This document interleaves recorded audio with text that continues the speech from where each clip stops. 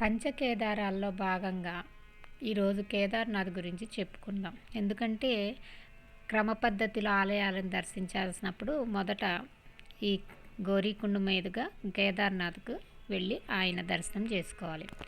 ద్వాదశ జ్యోతిర్లింగాలు దేశంలో ప్రఖ్యాతిగాంచిన 12 శివలింగాల్లో ఒక భాగం ఈ కేదార్నాథుడు.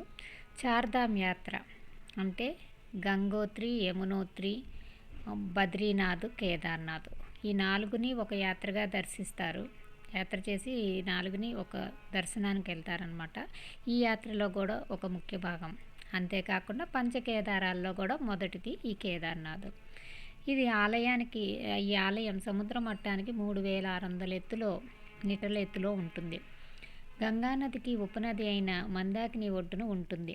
ఇక్కడ శివుని యొక్క వీపు భాగం పడినది.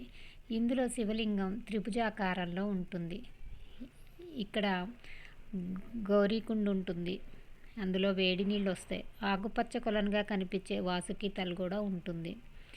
అంతేకాకుండా ఇక్కడ ఆదిశంకరాచార్యుల వారి సమాధి మందిర నిర్మాణం కూడా ఆలయం వెనుక ఉంటుంది.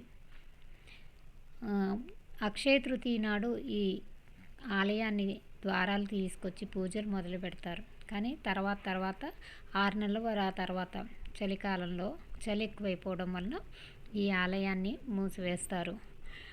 అప్పుడు ఈ ఆలయాన్నిలో ఉన్న శివుని విగ్రహాన్ని కేదార్ బాబాగా పిలుచుకుంటూ ఆ విగ్రహాన్ని స్థానిక కీమట్లోని ఓంకారేశ్వర ఆలయానికి తరలిస్తారు. అక్కడ బాబా పూజలు అందుకుంటారు. మళ్ళీ అక్షయ తృతీయ ఎండాకాలం వచ్చేటప్పటికి ఈ ఆలయానికి బాబాని తీసుకొచ్చి చక్కగా పూజలు మొదలు పెడతారు.